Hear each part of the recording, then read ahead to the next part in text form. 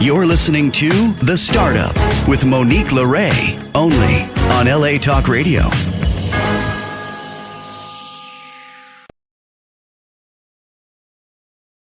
How's it going, Los Angeles? This is The Startup with Monique Lore. I'm Monique Lore.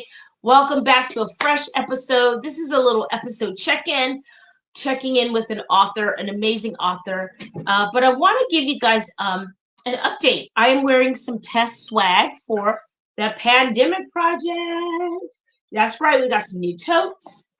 We've got some new ski hats. So we will be bringing these items to Sundance as well as around the world. So at the Pandemic Project documentary, don't worry, it's not political. It's just a time capsule about wonderful, beautiful people around America. But today is about authors, and one in particular that I really love. Marcy B is in the building. Hi, Marcy. How's it going? It's going well. Thank you for having me. You're welcome. Thank you for making time on a Sunday. So why don't we go full screen? Marcy's going to tell the listeners and viewers who she is and what's going on with her book series. I'm Marcy Belaski, and I am a romance thriller suspense writer. I have a 4-book series, the Vengeance series. 2 of the books are out, Deception and Consequences and Seduction and Revenge. The 3rd book, Nightmares and Premonitions, is almost ready to come out. I'm just waiting. Like every day, I'm thinking my publisher is going to call and say, it went. So then the 4th book is a prequel. So it will be a while before that one's out. But 4-book series, romance, suspense, that's what I've been doing. I love it. And so, you know what? It's funny because you meet a few people on your journey that just pop, and everything Marcy has sent me or any correspondence or interaction has been just, she pops and her books pop. And I know in my heart, Deception and Consequences, which I am delving into, you guys. I'm invested in these characters, and all her beautiful books will be top sellers. And I can see these on the screens, Marcy. So let's get into it. Let's talk about, some of the, without, you can look on the back of it. It's not a spoiler, but some of these characters, where did you get Aria from? Where'd you get Mac from? Who is Simon in your life? Or did you just wake up one day and have inspiration? I mean, how does it work for you? I really do spend a lot of time creating my characters, and I create the characters before I get too invested in the plot, because I want the characters to I want the character first, and then I want the character to match the journey. All right. And with Aria, I wanted Aria to be an ordinary woman. She just starts the book. She's every day she gets up, she goes to work like everybody else, nothing special. And then all of a sudden, boom, the world drops out from under her. She finds out there's this deep, dark family secret. There's been all kinds of, I don't want to spoil anything, but shenanigans. Yeah, in a devious way. And her family is in real peril. And it's really kind of up to her to straighten things out. And with each encounter, I wanted her to become stronger. I wanted her to be an empowered woman. And because I wanted her love affair with Mac to be one that was genuinely love and passion and a connection. Okay, not just about all the good stuff. I wanted them to really connect on another level, and I wanted her to not need him at all. She needs him in the beginning, but I don't want her at the end to need him at all. And I think that we see this growth in Aria, and that's really what I was trying to show, is that there's a difference when you're in a relationship and you need someone.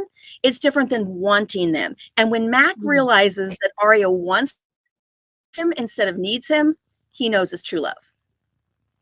Yeah, you're speaking right to the heart of the masculine and feminine energy, and you're speaking to females that are empowered.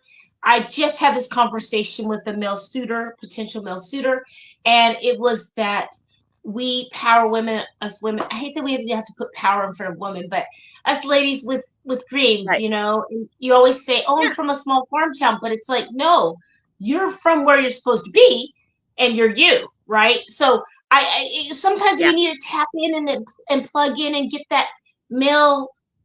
We need a charge too. Like, us go-getters are not Right. unhuman, and we need some support. So I love that you gave her Right. that, but you also gave her a choice and how that support might show up. Right. And you talked about the two men. I really wanted Simon to be genuinely conflicted because he's a bad guy. I mean, he's bad. I mean, but for as despicable and smarmy as he is, we like him a little bit, you know, because he doesn't want to do all the bad things that he does. He feels like he has to, Yeah. and Arya's kind of stuck in the middle, and we kind of feel sorry for him a little bit, and then but Mac had to be different. Mac had to be her one true love. Mac had to be the one that was waiting to find her, that she was waiting to find, and he was kind of the workaholic, didn't really date, you know, the good looking guy that once he gets a haircut and a shave, everybody's like, ooh, you know. So he's just the one who, that I guess you could say, fills her heart. Yes, yes. Shows up, fills her heart, steps into that, Shows up. shows up, right? I Yep. mean, shows Yep. up. Yep. We need you just to show up, guys. We don't need you to backflip and Right. bebop. We just want you to show up with some intention and Right. a plan Right. and thoughtfulness. And wow, this would Yes. really take some air out of the tires for Marcy tonight. Why don't I do this for her? I see she's grinding and she's the baddest, right? Or hey, oh, Monique Right. might want a back massage tonight because she's been on 85 flights in the last month. That might be nice. Perhaps that's romance to me. Like thinking of Exactly. what I might need. When they anticipate what you need before you say what you need, or maybe even before you know what you need.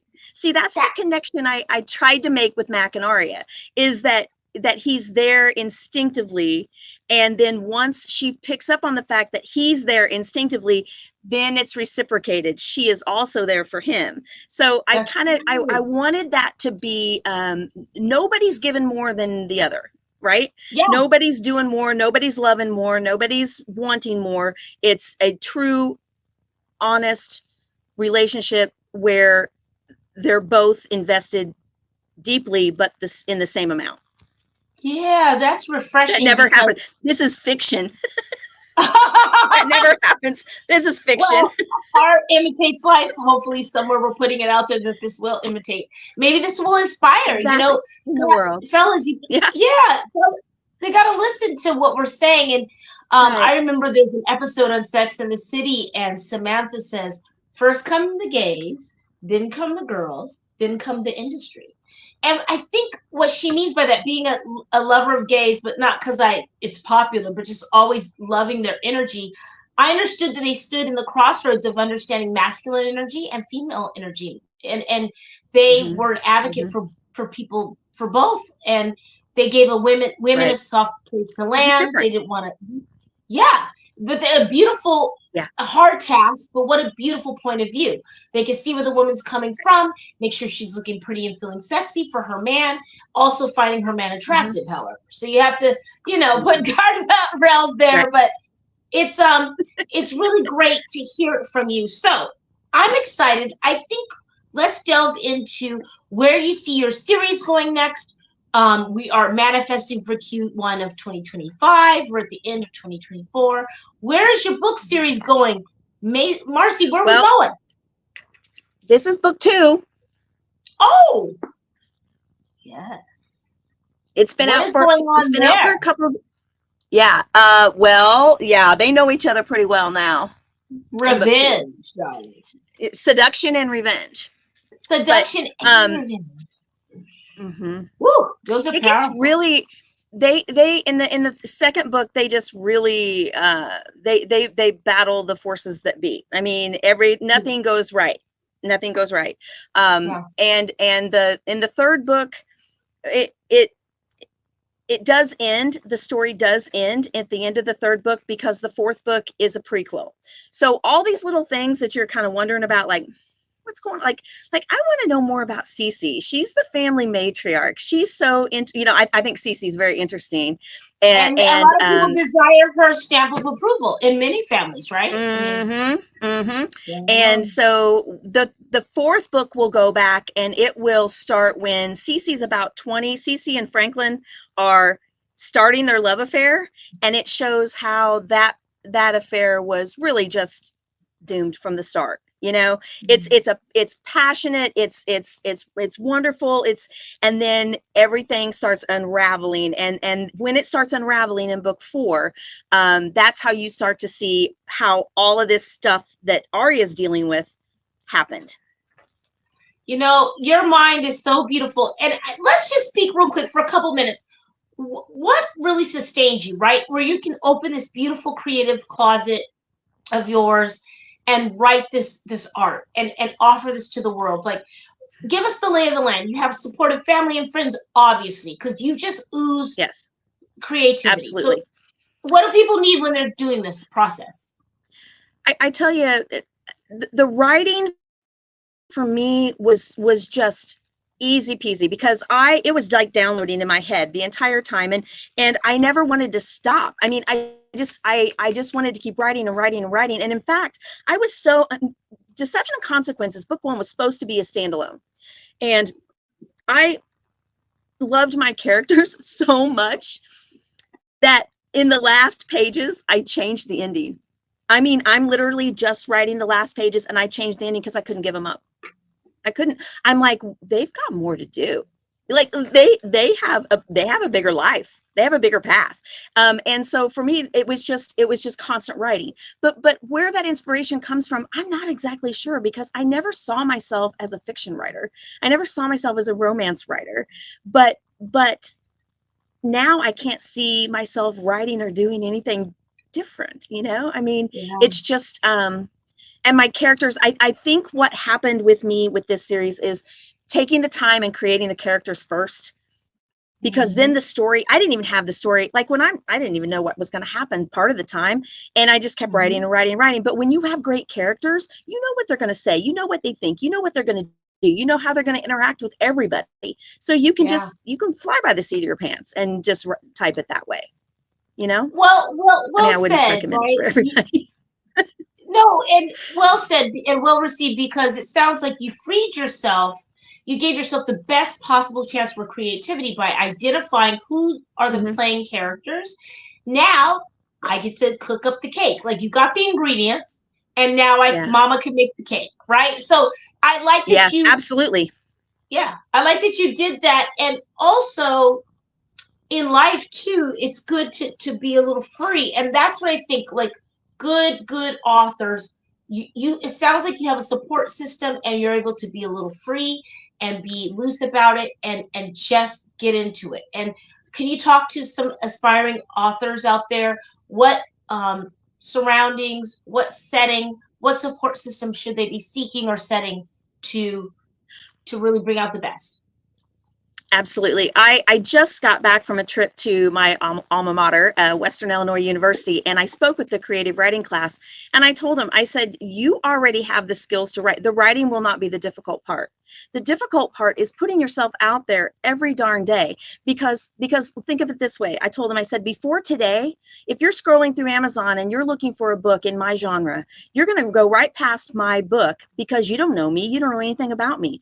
But now that I've come and visited your class, and you've heard me talking, then maybe you're going, oh yeah, I may try that book, because if nobody knows you, they're not going to take a risk, and buy your book. They may be interested in it, but there's so many choices. So my advice to young writers is exactly what my publisher told me after I signed my contract. She said, now the hard work begins. And I thought she was crazy, but she said, now the hard work begins. And she was right, because it's constant just putting, and I say this, you got to put yourself out there every damn day. You just got to do it every day. Do something to get your name somewhere that it wasn't before. I love that. Well, listen, Marcy, you're coming back for sure. This was a quick author check-in with Marcy B. Marcy, real quick plug where we can pick it up for our pre-Christmas and Hanukkah and Kwanzaa shopping. My website is marcyb.net, and all my social links are on there. You can go to Amazon, you can go barnesandnoble.com, walmart.com. It's everywhere. You can get it anywhere. Please write a review if you buy it. Love, love, love. Good seeing your smiley face. Be well. Let's chat soon. Very soon. We're going to chat again soon. You guys, okay. Marcy B. All right. Well, we started today. See you guys next week. Be good to each other. Check out my film. Ciao. You're listening to The Startup with Monique Lore, only on LA Talk Radio.